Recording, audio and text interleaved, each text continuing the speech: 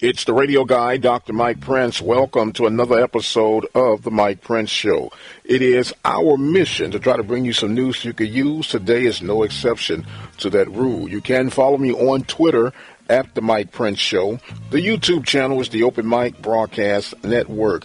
Don't forget you can visit the website at obnradio.com with a 24-hour stream. And just in case you have one of those smart devices, all you have to do is say, hey, play the latest episode of the Mike Prince Show, and just like that, you'll have everything that you need. And with all that being established, let us jump into today's episode. Well, the stock keeps improving for SWAC baseball.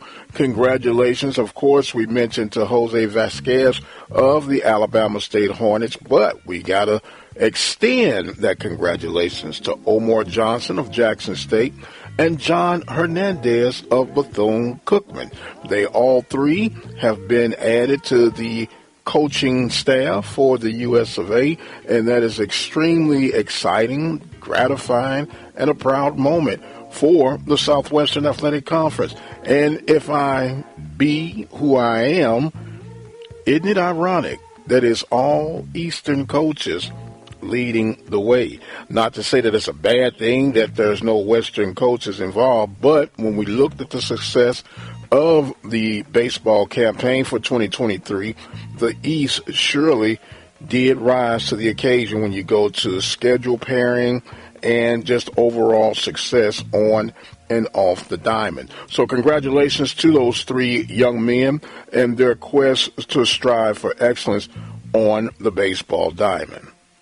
In other volleyball news in regards to the NCAA, it was a big announcement made that the championship for women's volleyball will now be played on ABC versus being tape delayed on ESPN on Saturday and featured to be released on Sunday. So they moved the championship game from Saturday to Sunday, and it's going to add to the potential viewers of that volleyball championship circuit. We know that there has been a push for women's athletics throughout the NCAA.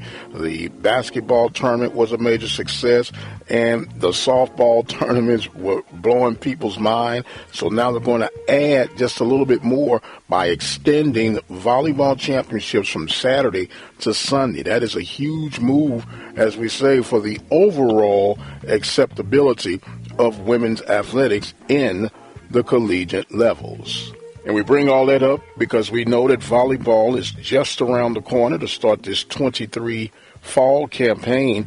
Panthers with their new coach leading the way, Coach Lindsay, as she will get ready to try to catapult the Panthers to new levels. And we'll be talking to her weekly along with Coach Newman, Tamika Newman, for our Volleyball Weekly conversations here at the Open Mic Broadcast Network.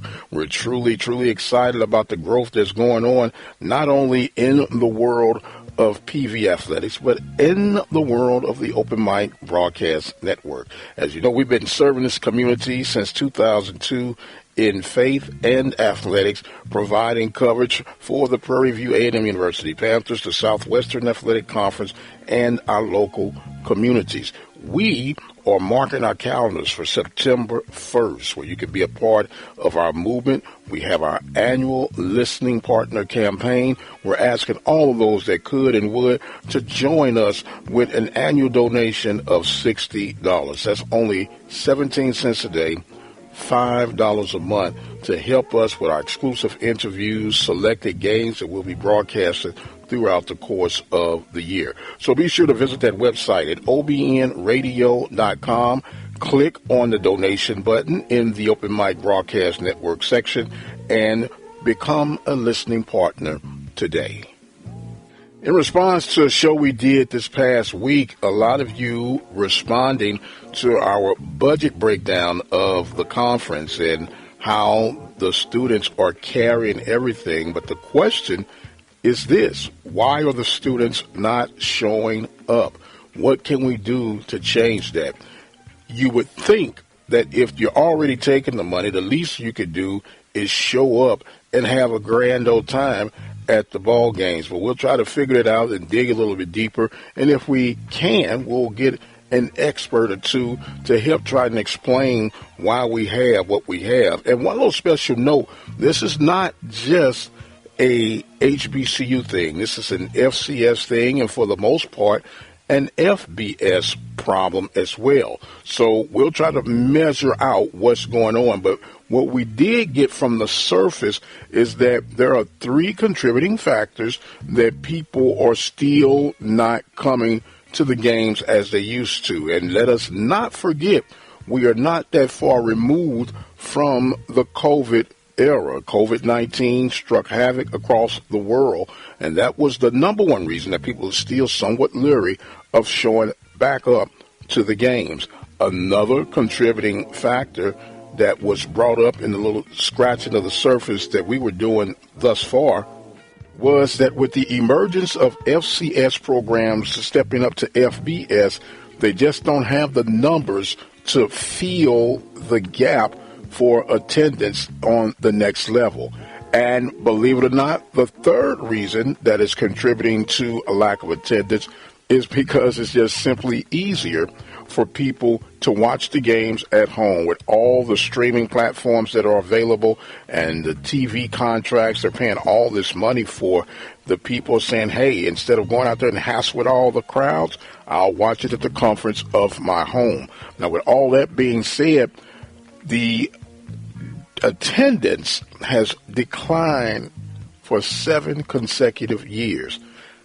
2021 attendance was actually the lowest it was since 1981.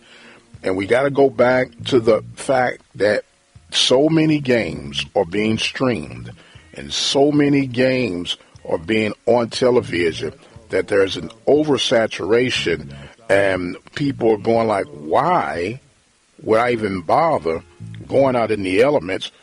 And regardless of the numbers that are in the stands, I can just watch it from home. Now, I have spoken with a couple of TV executives, and out of their own mouths, it was stated that it's okay if the fans show up or not, but what matters to them most is that they have their eyeballs on the game, which means you can watch it from home, you can watch it from your tablet, you can watch it from your phone. Just watch the games. So could it be that we've started to cannibalize ourselves when it comes to jumping for the TV deal? Yes, we need the more exposure, but is it really going to do your brand good when you have so many empty seats on television, and whatever you're receiving for compensation to broadcast the game, you're actually hurting yourself down the road? We'll keep a monitor on this thing, and we'll try to dig up some people who can help break it down a little bit further. But for right now, I am going to exit stage left, reminding you guys that The Zone will be produced on 9 a.m. Central Standard Time on Saturday morning. Be sure to check that out, and check us out each and every day right here at the Open Mic Broadcast Network. Don't forget, follow me on Twitter at The Mike Prince Show.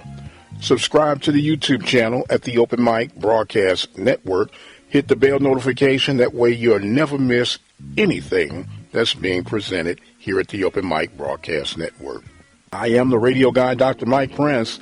My time has come where I must exit stage left. So until the next time, you guys be blessed, and we'll see you on the other side.